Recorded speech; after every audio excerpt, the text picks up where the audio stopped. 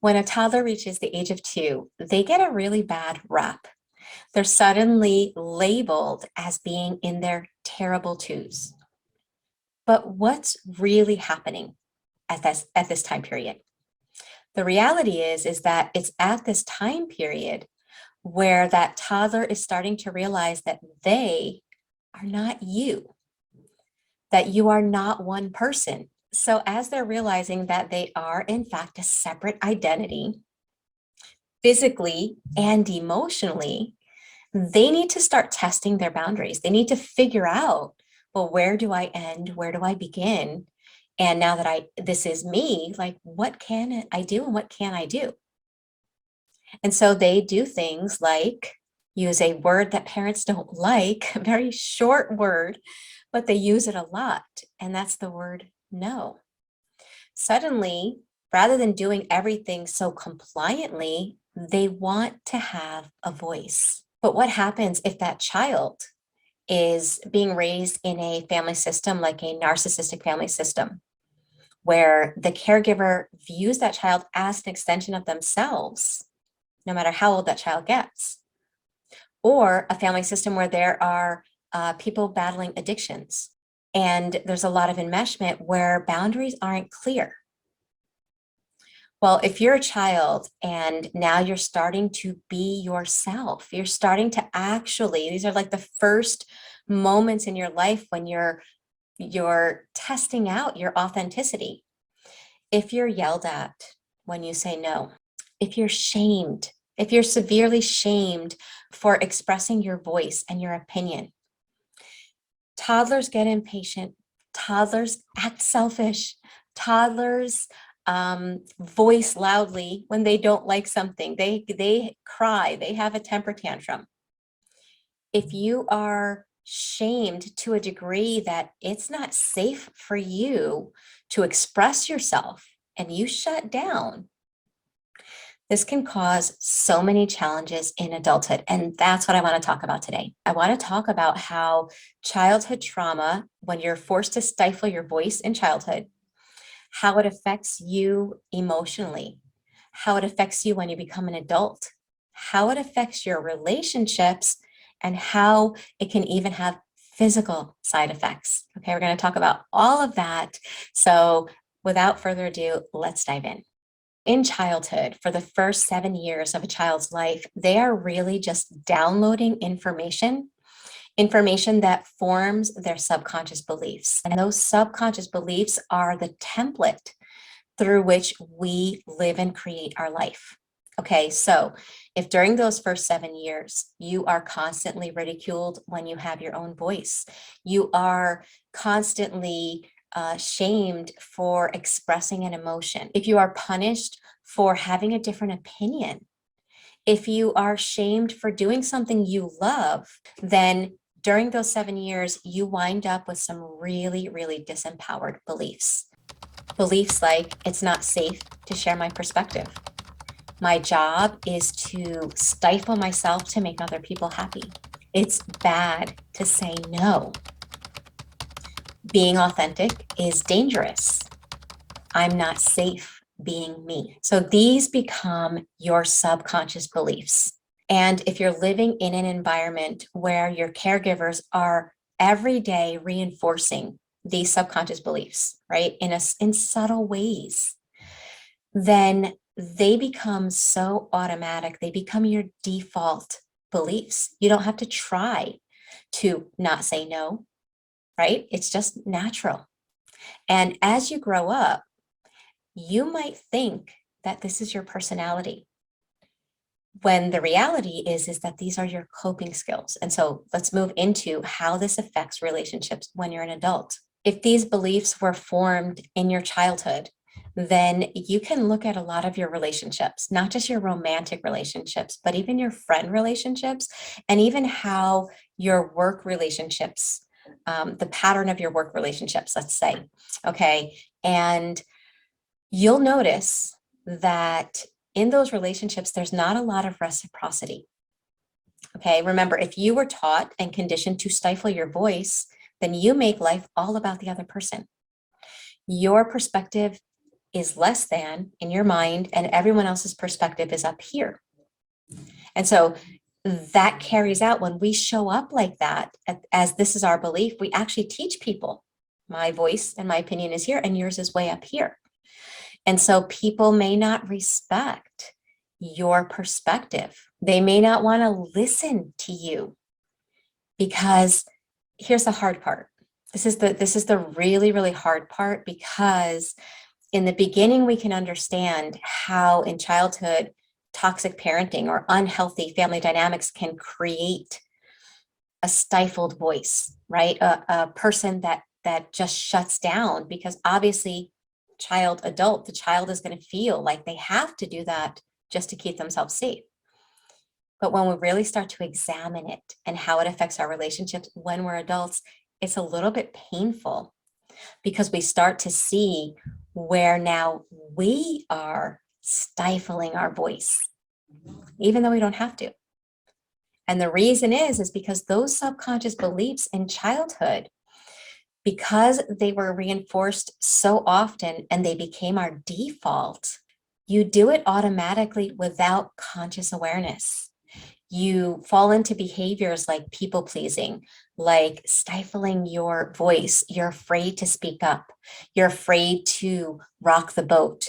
You're afraid to have a different perspective. You're afraid to view your own perspective even as good enough as someone else's, because your subconscious remembers what happened when you tried in childhood. It remembers how painful it was. And so you have stopped doing it for so long that it is now your default to show up in these behaviors. And when we're showing up with the thought, I don't matter, you matter, my voice is less than your voice, what we don't realize is that people hear that message subconsciously. And then you wind up accidentally continuing that pattern of my voice is less than other people's. So there's relationship imbalances. There's a lack of mutual respect. There's a lack of reciprocity. There's an imbalance of giving and receiving. You're probably the one that gives and gives and gives, and the other person, I don't know. I mean, you tell me in the description box below or in the comment section below. Do you find these imbalances in your relationships? The other challenge in relationships is the fact that there's this thing called repetition compulsion. Okay.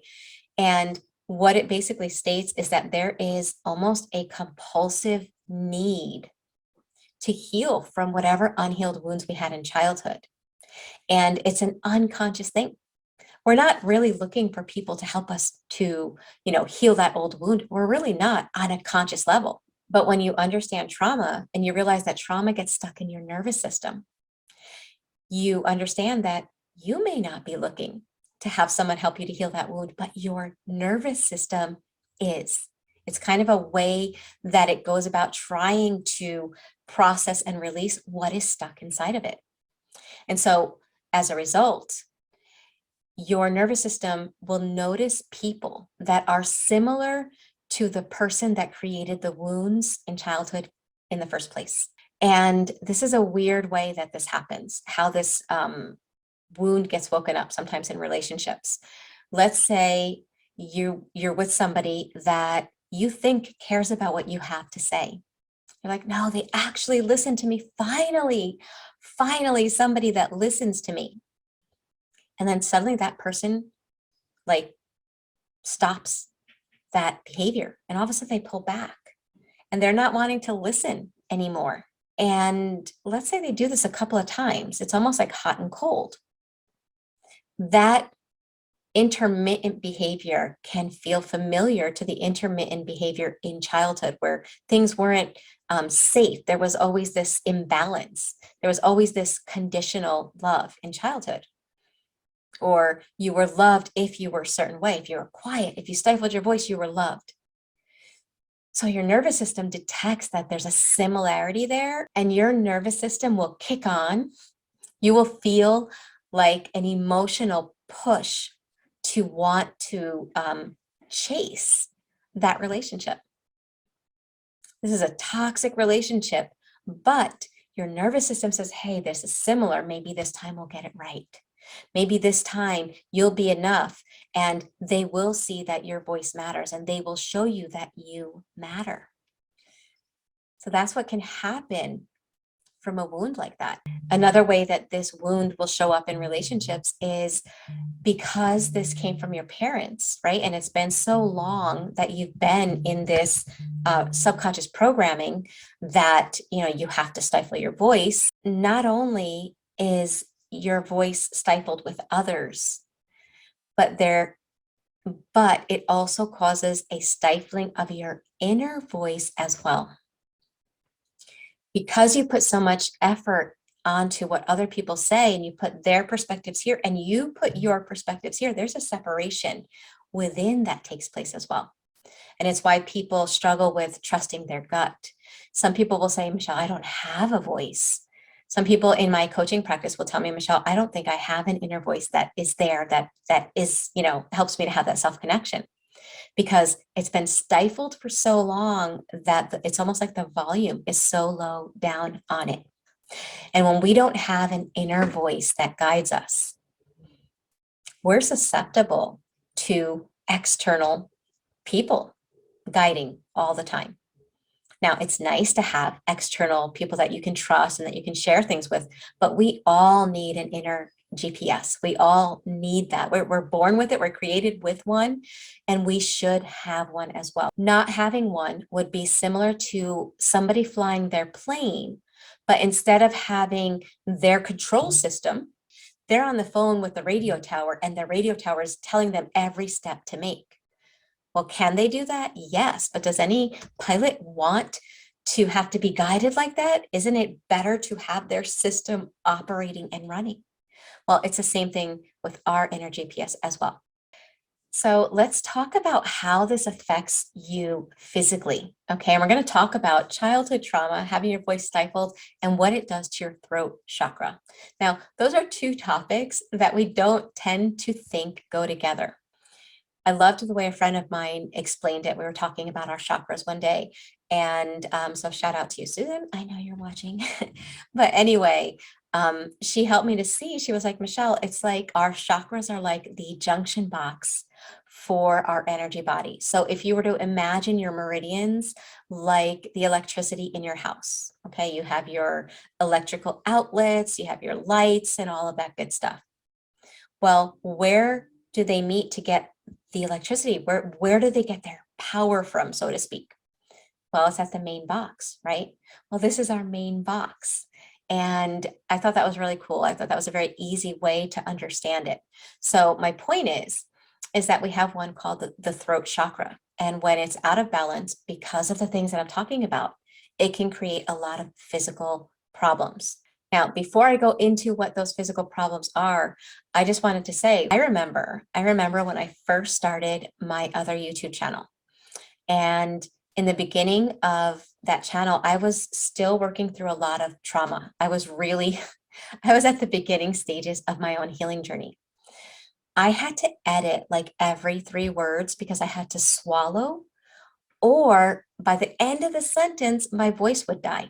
I remember feeling like I was trying to put these videos together. I was trying to share my voice, and yet it felt like there was an invisible hand on my throat, making it really hard for me to get the words out. I remember one person saying, why does she have vocal fry? And I was like, what the heck is vocal fry? And then I looked it up and I was like, oh my God, I have vocal fry. Vocal fry is like when you're speaking in such a way, it kind of sounds like sizzling bacon. And it's because it's like coming from your throat. You can't even get the words out. I had that. And that's why I'm so passionate about talking about things like that, because I know what it's like to have that stifled voice. I know what it's like to be in those unreciprocal relationships. And I know what it's like to have to work through the side effects of this so that you can get your voice back. So that being said, some of the physical things of having your throat chakra out of balance because of childhood trauma, because you weren't allowed to have a voice, we're going to get to the next video. So if you're interested in doing the inner work and in really learning about overcoming childhood trauma, make sure you're subscribed to this new channel. Make sure that you hit the bell icon so you're notified of my next videos, and make sure you watch my next video, childhood trauma and the physical side effects of stifling your voice and how it affects your throat chakra. And I'm going to give you an exercise and resources that can help you to begin balancing this part of your body so that you can get your voice back, your inner voice as well as your external voice.